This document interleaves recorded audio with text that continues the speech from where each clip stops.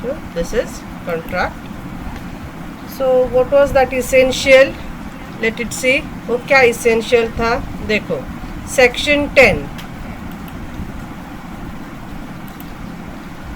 As per section 10, an agreement becomes contract.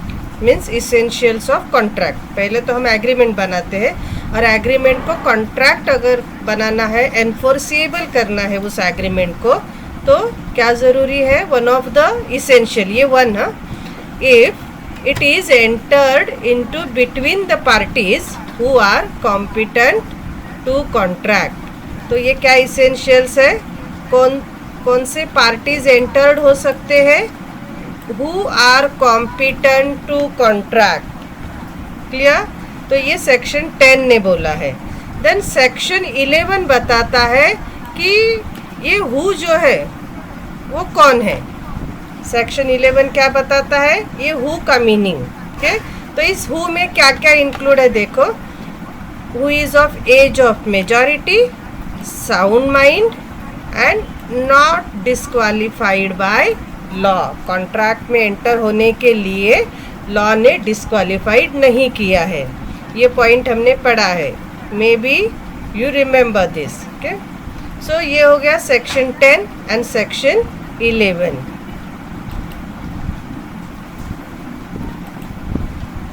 So our today's topic is effect of minors agreement. Section 11 ने क्या बोला है? Content नहीं है कॉन्ट्रैक्ट में एंटर होने के लिए. सेक्शन 11 ने बता दिया, right.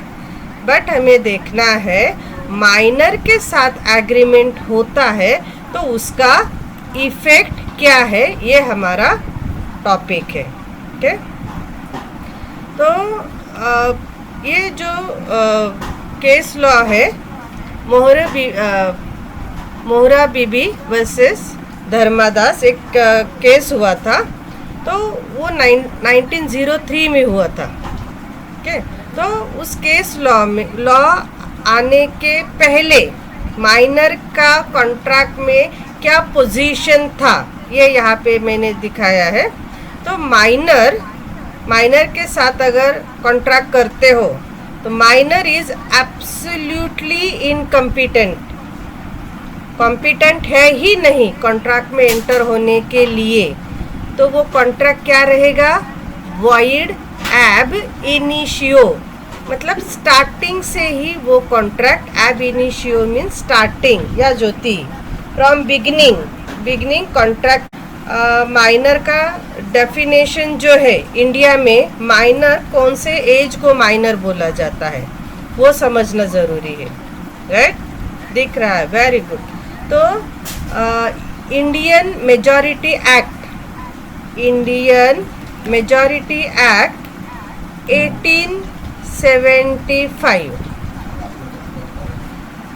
Yes, under 18 very majority जो है all the persons to be 18 years. तो 18 ईयर्स के जो अबाव है वो major and under 18 minor. Very good.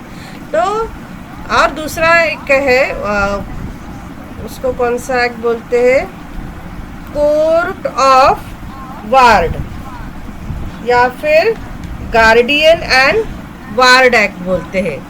If a minor has a guardian और कोर्ट ऑफ वार्ड, माइनर को अगर गार्डियन है, ओके, माइनर को गार्डियन समझते हो ना? जो पेरेंट्स छोड़ के दूसरों के पास रहते हैं ना, अपना आंटी अंकल कोई रहेगा तो हम उनको गार्डियन. Yes, 20, very good. तो देखो, हम अगर अपने पेरेंट्स के साथ रहते हैं तो 18 ईयर में हम मेजर हो जाते हैं. वेरी गुड नील. केयर टेकर, गार्डियन मतलब केयर टेकर. Very good. तो अभी आपको पेरेंट्स के साथ रहने का इम्पोर्टेंस पता चल गया होगा कि अगर हम अपने पेरेंट्स के साथ हैं, यस, तो 18 ईयर में हम मेजर कहलाते हैं. एंड इफ अगर हम अपने गार्डियन के अंडर है या फिर कोर्ट ऑफ वार्ड के अंडर है तो 21 ईयर के बाद ही मेजर. वेरी गुड ज्योति। तो देखो यहाँ पे मोहरी बीबी वर्सेस धर्मादास घोष का केस है। तो इस केस में क्या हुआ था, माइनर ने कुछ मनी बोरोड किया था फ्रॉम मनी लेंडर, और ये मनी बोरो करने के लिए उसने क्या किया था, यस देखो क्या किया था बताओ, यस विजिबल टू ऑल, यहाँ लिखा है देखो, रीजन लिखा है मैंने, गिरवी, वेरी गुड नील। तो उसने अपना हाउस मॉर्टगेज रखा था, yes Mayuri, mortgage house.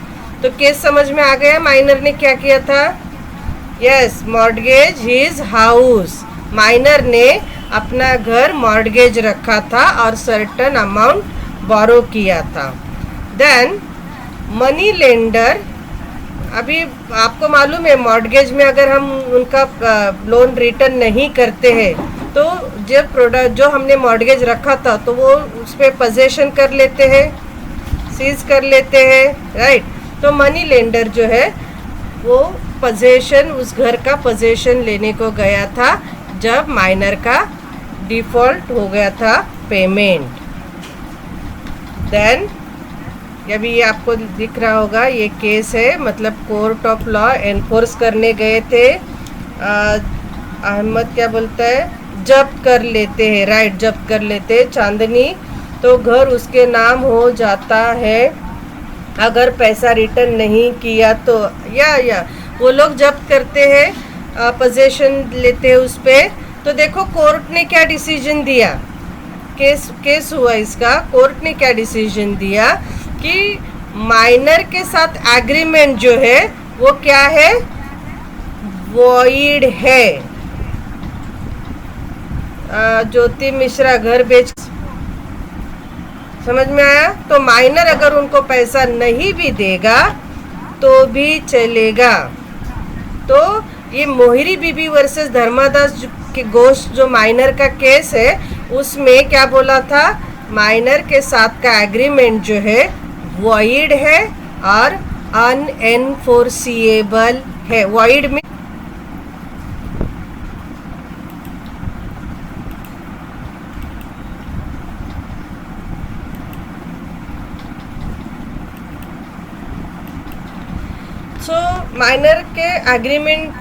Minor के साथ जो एग्रीमेंट है उसका इफेक्ट जो है टू वे से है।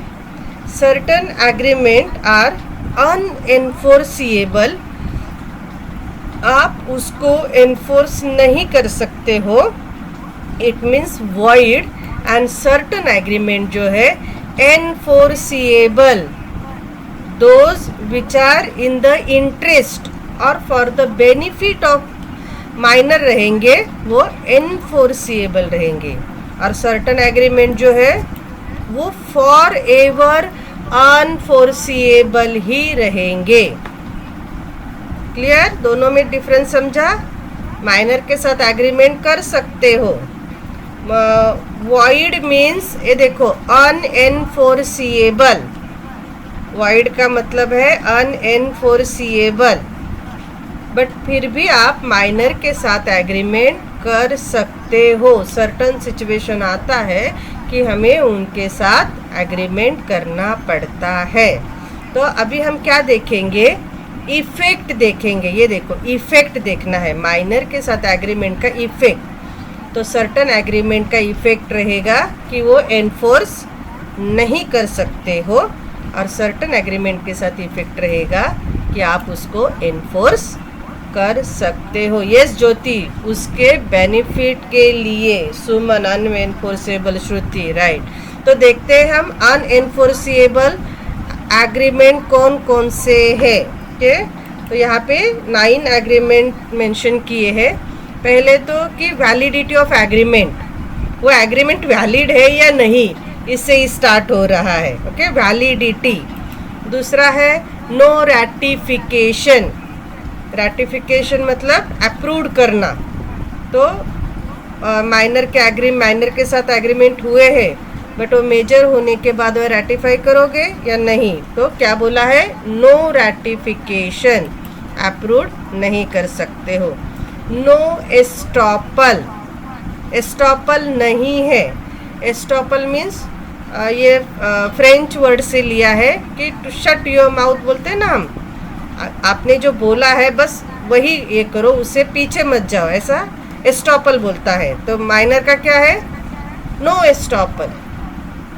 Any time he can move from his statement या प्रॉमिस। नो इंसॉल्वेंसी, उसको इंसॉल्वेंसी भी नहीं है। Minor as shareholder, minor अगर शेयर होल्डर बनता है तो क्या है? Then liability of a person along with minor as को श्योरिटी। माइनर अगर किसी कॉन्ट्रैक्ट में को श्योरिटी बना है, को श्योरिटी मतलब और एक श्योरिटी है और वो मेजर पर्सन है, तो माइनर का लायबिलिटी क्या रहेगा? Then liability of surety for a minor, minor के लिए अगर कोई श्योरिटी बना है मेजर पर्सन, तो उसका मेजर पर्सन का लायबिलिटी क्या रहेगा? देन नेक्स्ट है माइनर एजेंट बनेगा नहीं, एजेंट अपॉइंट कर सकते हैं माइनर को या नहीं कर सकते। और 9th one is contract by parent और गार्डियन। माइनर के साथ कॉन्ट्रैक्ट उनके माइनर के बिहाफ पे उनके पेरेंट या गार्डियन अगर कोई कॉन्ट्रैक्ट एंटर करते हैं तो ओके। तो ये हो गए कैटेगरीज अंडर दी अनएनफोर्सिएबल एग्रीमेंट। अभी एनफोर्सिएबल क्या क्या है देखो, तो उसमें 4 ही एग्रीमेंट है। तो एक है माइनर्स बेनिफिट, माइनर्स के बेनिफिट के लिए जो एग्रीमेंट बनाया जाता है, उसको नेसेसिटी प्रोवाइड करने के लिए जो एग्रीमेंट बनाया जाता है। दूसरा है liabilities for minors property. Minor liable नहीं है, लेकिन अगर माइनर के पास प्रॉपर्टी है तो वो लायबल हो सकती है। Then minor as a partner, तो पार्टनर जहाँ होता है उस बिजनेस फॉर्म को हम क्या बोलते हैं? यस, जहाँ पे पार्टनर बोला जाता है ना, तो उस बिजनेस फॉर्म को। Very good Neel, partnership Ahmed, partnership Jyoti Jain, very good. इसका मतलब सब अटेंटिवली सुन रहे हैं। Very good Sneha, Suman, nice, Pawan, okay. और एक है उसमें right to hold property. Yes Sneha, Jyoti, right right. और एक एनफोर्सेबल एग्रीमेंट है कि right to hold property, minor को प्रॉपर्टी होल्ड करने का राइट है। क्लियर? इजी है ये सब। देखो classification, unenforceable agreement and enforceable. Very good. Shall we move further? आगे जाएंगे? Yes, very good. चलो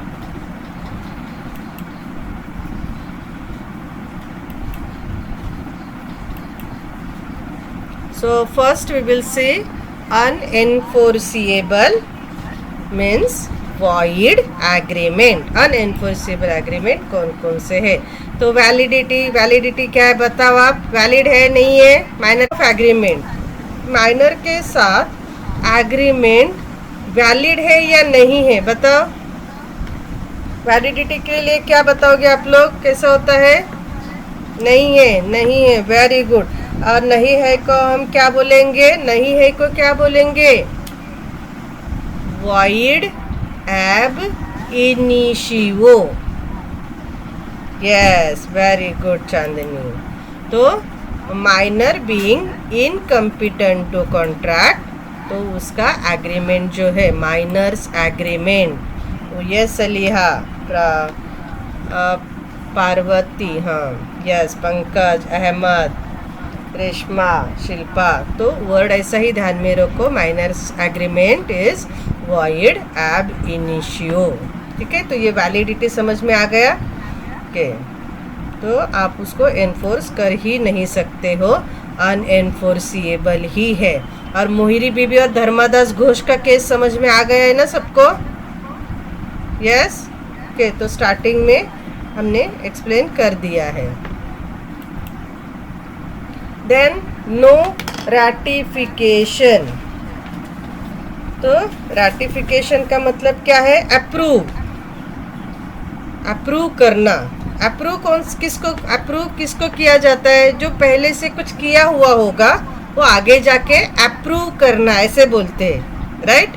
मीन्स पहले कुछ एक्ट किया है, परफॉर्मेंस किया है और बाद में उसको अप्रूव करना, तभी अप्रूव कर सकते हैं ना। स्टार्टिंग से तो अप्रूव नहीं ना कि अप्रूव करके ही काम होता है। पहले कुछ एक्ट होता है, परफॉर्मेंस होता है और आगे जाके वो अप्रूव करना है या नहीं करना है। तो यहाँ पे क्या बोला है? No, no approval, no ratification. अभी हमने क्या बोला कि पहले कुछ एक्ट होता है, परफॉर्मेंस होता है, बाद में अप्रूव। तो यहाँ एक्ट क्या हुआ है? ये देखो, ये एक्ट है। क्या दिख रहा है एक्ट? बताओ। यस, ज्योति, माइनर में जो एग्रीमेंट हुआ है उसे मेजर। यस ज्योति, बराबर। तो देखो पहले क्या हुआ है, यहाँ दिख रहा है। यस, ये क्या वर्ड है? Miners agreement. तो माइनर के साथ एग्रीमेंट हुआ है, तो वो जब मेजर हो जाएगा तो क्या रेटिफिकेशन मिलेगा? ऐसा समझ में आ रहा है? देखो सेंटेंस समझो। माइनर के साथ एग्रीमेंट हुआ है, वो आगे जाके अप्रूव्ड होगा। तो क्या लिखा है यहाँ? No, minors agreement can not be ratified after attaining the age of majority. Minor major बनेगा फिर भी जो वॉइड एब इनिशियो था, पहले ही एब इनिशियो था वो, राइट, वॉइड था, तो वो आगे जाके वो मेजर भी हो गया तो भी उसको रेटिफाई नहीं करेंगे। यस नील, फ्रेश एग्रीमेंट करना होगा, रेटिफिकेशन नहीं होगा। तो यहाँ ध्यान में रखना है आपको कि वो मेजॉरिटी अटेन करेगा फिर भी नो रेटिफिकेशन।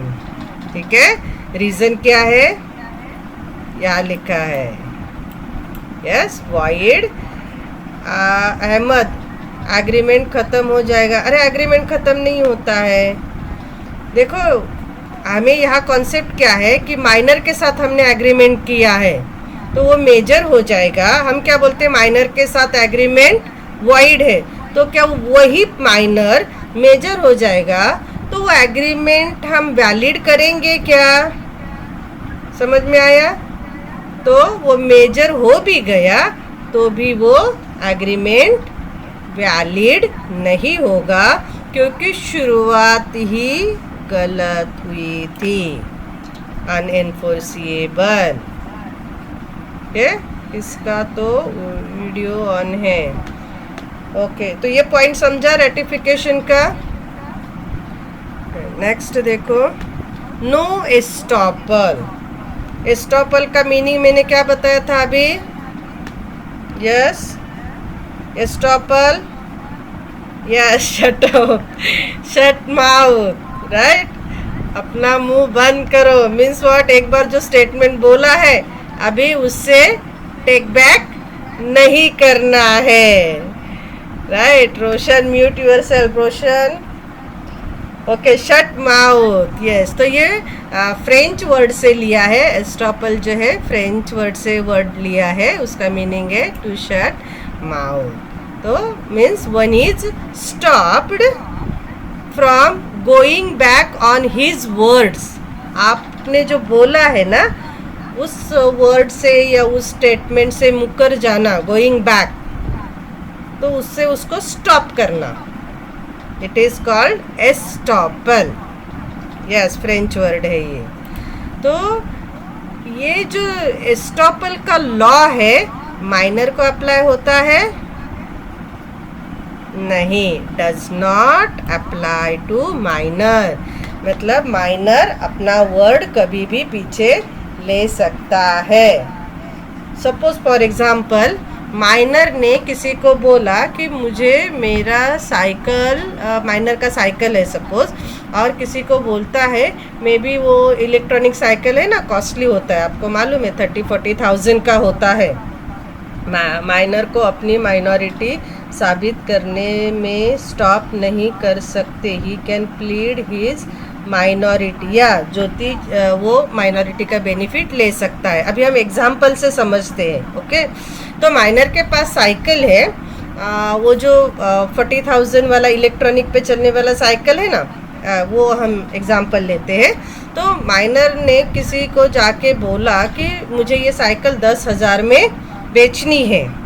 ऑब्वियसली सामने वाला सोचेगा बच्चा है, 10,000 में 40,000 की साइकिल देता है, 2 महीना ही हो गया है, तो फिर वो उसको 10,000 देता है, फिर बोलता है मुझे साइकिल दे दो। वो भाग के घर जाता है। देखिए वो मेजर जो है घर तक आता है और बोलता है इसने मेरे से 10,000 ले लिए और मुझे साइकिल नहीं दे रहा है, मुझे बोला था कि साइकिल दे दूंगा। उसको पूछा, नहीं नहीं मैं ऐसा नहीं बोला हूँ, बोल सकता है ना? यस, अपना वर्ड से, अपने स्टेटमेंट से पीछे आ सकता है। नहीं, मैंने ऐसा बोला ही नहीं कि मुझे साइकिल बेचना है, मम्मी के डर से आगे जाके बोलेगा। यस, तो माइनर को क्या बोला है, वो अपने स्टेटमेंट से पीछे आ सकता है। ओके, तो एस्टॉपल का लॉ जो है उसको अप्लाई नहीं होता है। देन नो इंसॉल्वेंसी, माइनर को कभी भी इंसॉल्वेंट डिक्लेयर नहीं कर सकते हैं। यस, अहमद क्या बोलता है, कच्चा है अभी माइनर। अरे कच्चा है मीन्स उसको जो रूल्स रेगुलेशन जो है ना वो नहीं समझ में आते हैं। कॉन्ट्रैक्ट में कैसा है कि आप एंटर होते हो ना, तो आपको उसके रूल्स रेगुलेशन, टर्म्स, कंडीशन सब समझ में आना चाहिए, तभी आप वो कॉन्ट्रैक्ट में एंटर हो सकते हो। तो छोटे बिलो एज 18 और जिनके पेरेंट्स नहीं है उनके लिए बिलो 21 कुछ समझ में नहीं आता है। ठीक है, देन देखो माइनर को आप इंसॉल्वेंट भी डिक्लेयर्ड नहीं कर सकते हो। और क्या बोला है, माइनर जो है वो किसी भी डेब्ट के लिए पर्सनली लायबल नहीं होता है। वो माइनर है, इसके लिए उसकी कोई लायबिलिटी नहीं होती। राइट ज्योति, तो माइनर है, लायबिलिटी नहीं होगी उसकी किसी डेब्ट के लिए, तो फिर वो इंसॉल्वेंट भी नहीं होगा। यहाँ तक समझ में आया है सबको? तो रीज़न क्या है कि उसके साथ का एग्रीमेंट जो है वॉइड एब इनिशियो होता है। ठीक है, ये चारों पॉइंट समझे? Can we move further? Okay, now fifth one, minor as shareholder. तो शेयर होल्डर बनना means come in contact with the company. आप कंपनी के कॉन्टैक्ट में आ जाते हो। तो माइनर क्या है, इनकम्पिटेंट टू कॉन्ट्रैक्ट, तो शेयर होल्डर बन सकता है।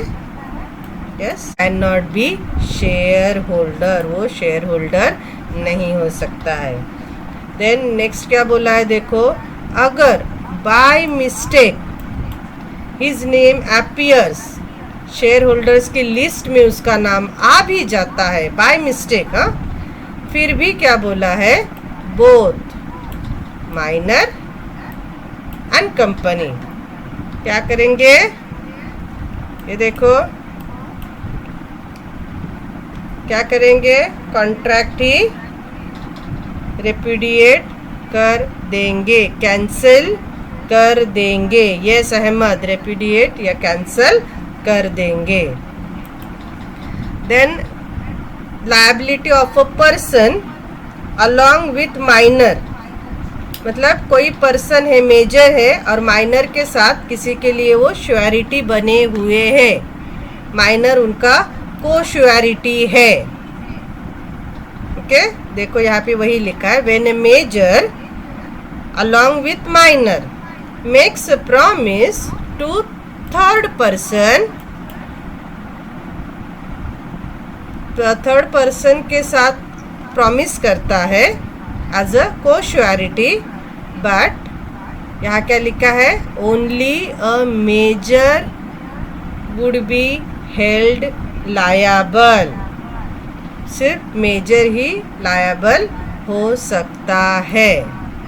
देखो यहाँ पे एक एग्जाम्पल लिखा है, विशाल, नाम से ही आपको पता चल गया होगा कि ये मेजर है, विशाल मतलब बड़ा ना, तो मेजर, विशाल ए मेजर, और ये छोटू, छोटू कौन है, minor, promises to pay 5,000, yes minor, very good Kareena Jyoti Saliya, promises to pay 5,000 to Ganesh, Ganesh को 5,000 पे करने का प्रॉमिस किया था। अभी इसमें यस लायबल कौन रहेगा, only major is liable when something happens wrong, तो विशाल जो है वही लायबल रहेगा, क्योंकि छोटू का कॉन्ट्रैक्ट जो है वो वॉइड रहेगा, is minor. Now liability of surety, कोई श्योरिटी बना हुआ है, किसके लिए, माइनर के लिए, राइट, माइनर कॉन्ट्रैक्ट में एंटर है और उसके लिए कोई मेजर श्योरिटी बना है। ओके, अमन भरोसे लायक नहीं छोटू अच्छा, नहीं छोटू किसी को साथ देता है, विशाल को बोलता है मिलके पैसा देंगे, तो अच्छी बात है ना, मोटिवेट कर रहा है ज्योति एग्जाम्पल है, राइट, इसीलिए फिर किसी का नाम नहीं लिखा, नहीं तो आप उसको भरोसे लायक नहीं बोलते, तो छोटू सही है अपने पास, राइट। हाँ, तो देखो माइनर कॉन्ट्रैक्ट में एंटर हुआ है और श्योरिटी जो है वो मेजर पर्सन है, बट माइनर का कॉन्ट्रैक्ट ही वॉइड रहेगा ना, एग्रीमेंट जो है माइनर जिसके साथ भी एग्रीमेंट किया है वो वॉइड रहेगा, राइट, तो वॉइड एग्रीमेंट के लिए श्योरिटी भी अपने लायबिलिटी से डिस्चार्ज हो जाता है। देखो आपको श्योरिटी का रोल मालूम रहेगा कि कोई लोन लेता है ना, तो श्योरिटी होते हैं वहाँ पे। अरे छोटू से बाहर आ जाओ, आगे चलते हम लोग।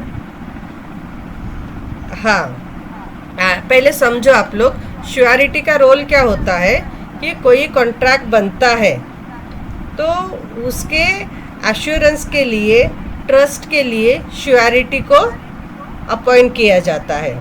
और सपोज मिस्टर ए है और बी है, राइट, तो ए ने बी को लोन दिया है, लेकिन ए जो है बी को पहचानता नहीं है, तो सी जो है वो श्योरिटी बन जाता है।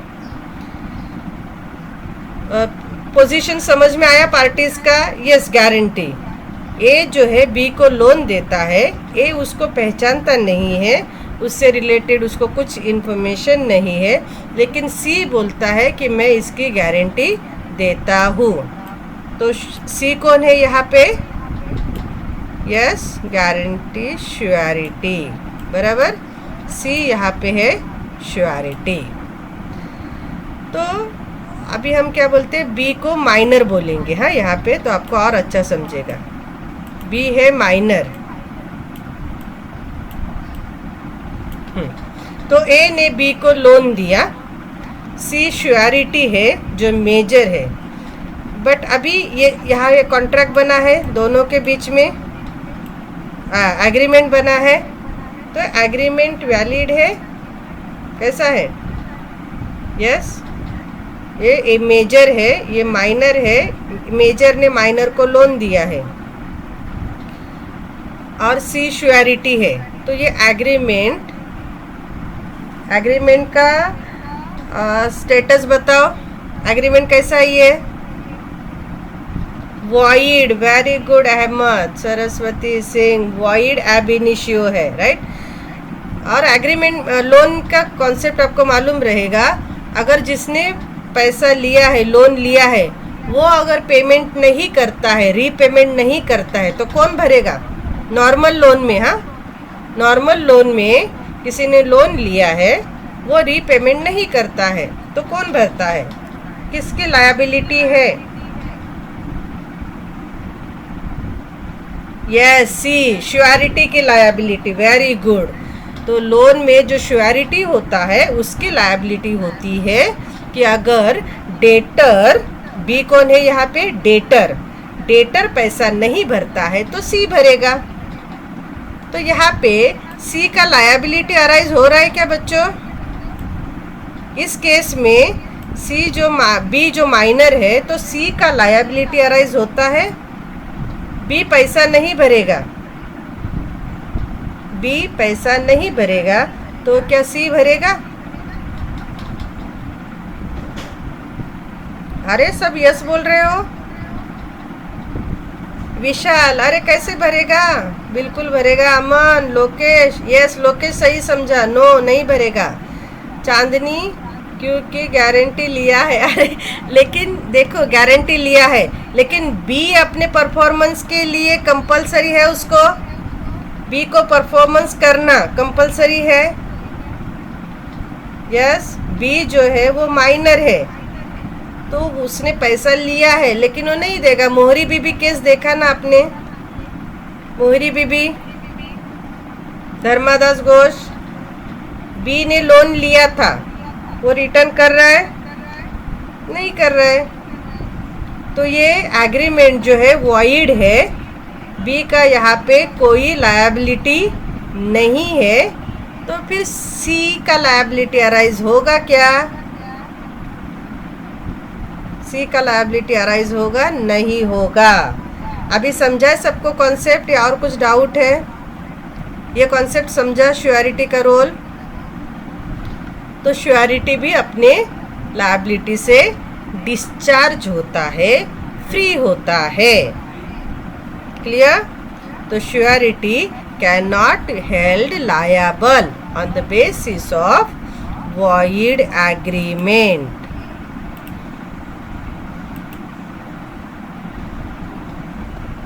अमन, एजेंट, तो माइनर एजेंट अपॉइंट हो सकता है या नहीं हो सकता है, right.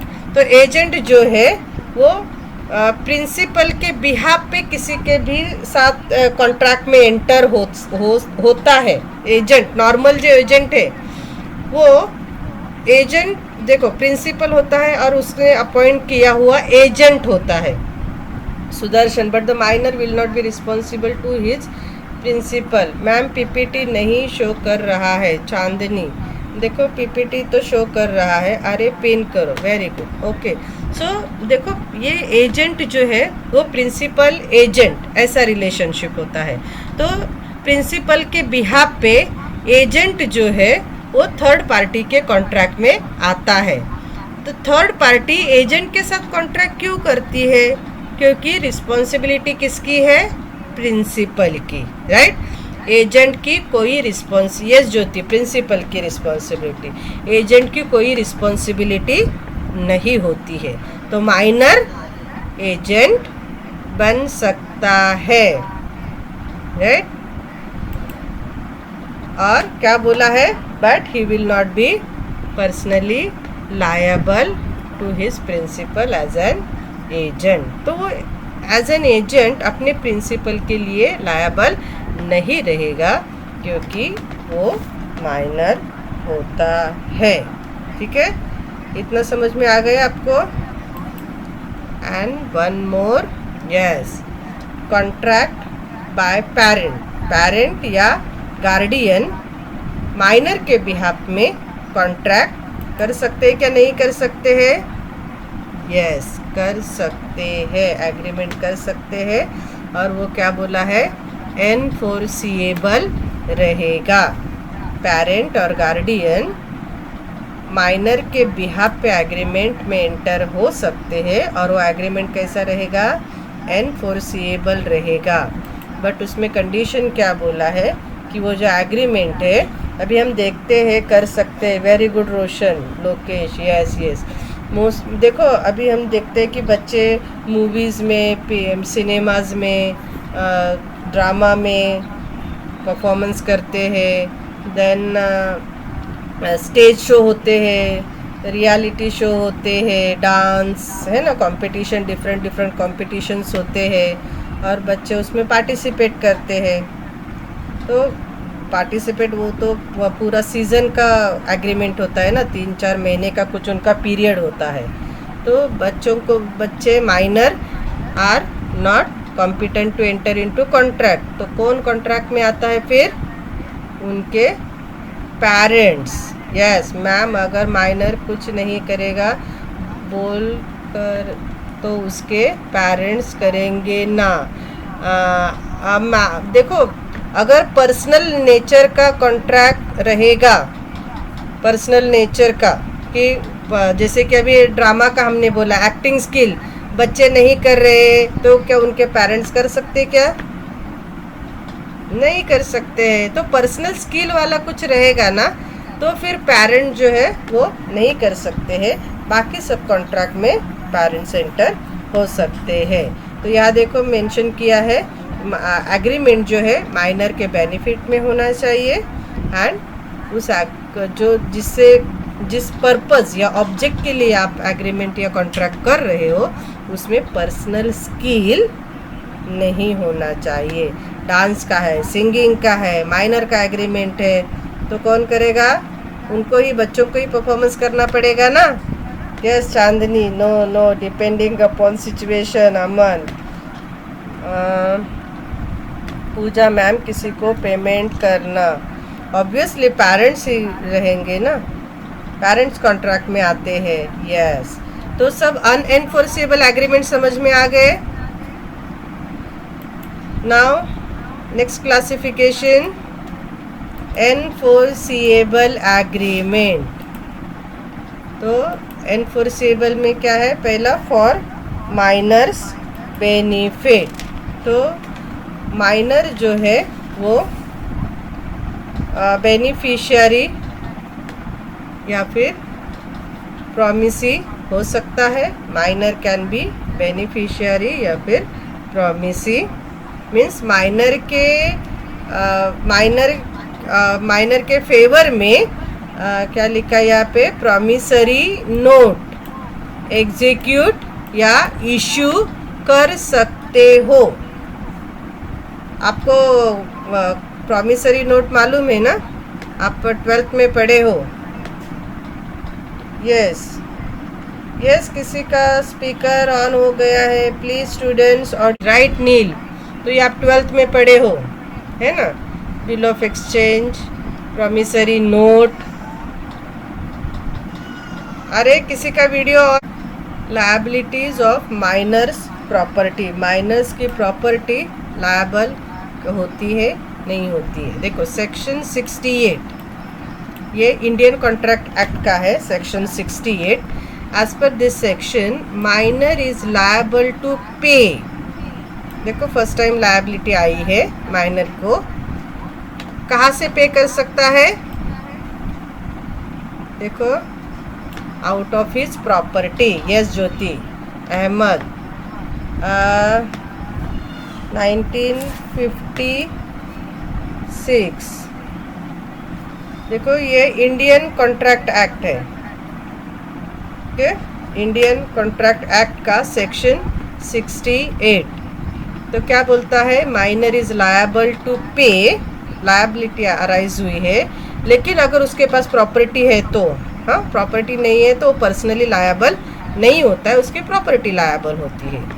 For necessaries supplied to him, उसको अगर किसी ने नेसेसरी सप्लाइड किया है, ओके, नेसेसरी सप्लाइड किया है, या फिर to anyone whom he is legally bound to support, अगर उसको उस प्रॉपर्टी से किसी को सपोर्ट करना उसके लिए लीगली बाउंड रहेगा, बाइंडिंग रहेगा, तो माइनर जो है वो लायबल होता है।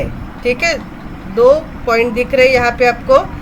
जिसने उसको नेसेसरीज सप्लाइड किया है, ये एक पॉइंट है।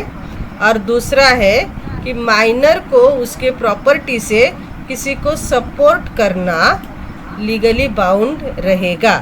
ओके, तो अभी हम देखेंगे कि ये नेसेसरीज क्या क्या हो सकती है माइनर की।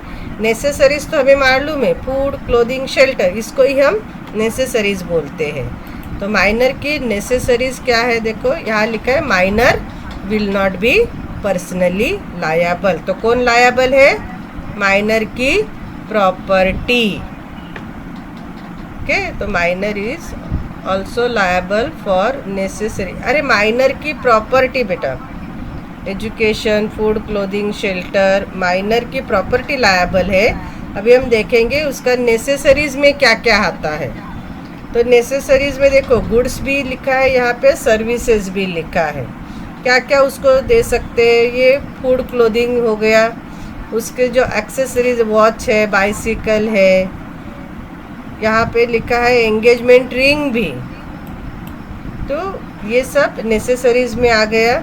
सर्विसेज क्या दे सकते हो आप उसको, किस पे खर्चा कर सकते हो? उसके एजुकेशन पे, ट्रेनिंग पे, मेडिकल, लीगल, या उसको हाउस या उसके घर का रेंट देना, तो ये सब सर्विसेज में। ठीक है, तो देखो यहाँ पे लिखा है loan incurred to obtain necessaries. Necessaries के लिए अगर किसी ने लोन निकाल के उसको वो पैसा दिया है, उसका ये नेसेसरीज फुलफिल किया है, तो वो लोन क्या रहेगा, उस पर बाइंड रहेगा। लेकिन वो कहाँ से देगा वो? यस, उसके इस्टेट से, प्रॉपर्टी से। Very good Neel. तो समझा आपको ये पॉइंट समझा? Property, Saraswati, Mayuri, very good. Ahmed, Pawan, yes yes, Jyoti, very good. Okay, so next करते हैं।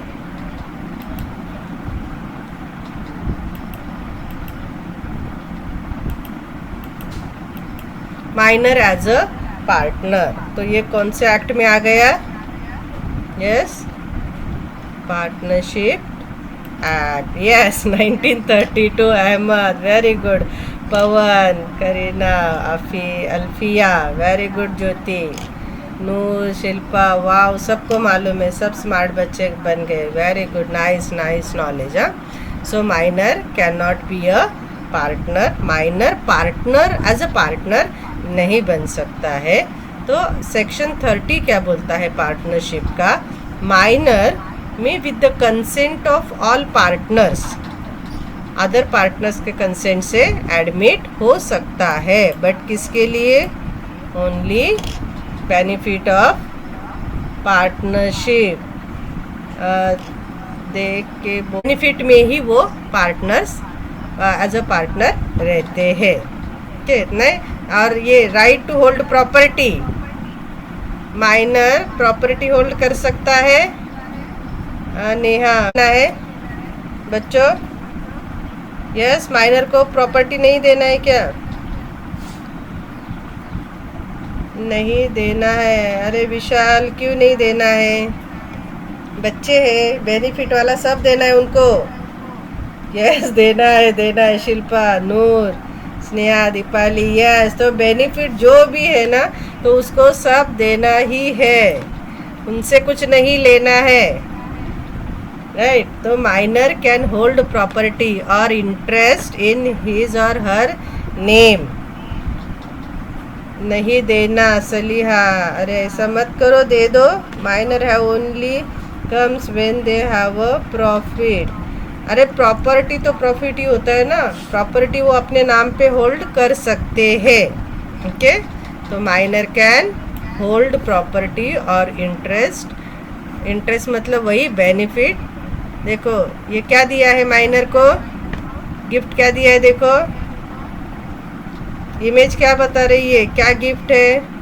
House, very good Neel, house in favour of niece. तो नीस का नाम नहीं बताया, नहीं तो आप नीस ढूंढते रहोगे कि उस कहाँ पे है जिसको घर मिला है, राइट। अलमारी की है। तिजोरी की चाबी, हाँ तिजोरी की भी हो सकती है। तो इट इज, ये क्या लिखा है देखो, क्या है ये, it is, yes chat box, valid. तो आप माइनर को जो भी प्रॉपर्टी देते हो तो it is valid agreement. I hope सबको समझ में आया है पूरा effect of minors agreement. So we stop here, thank you.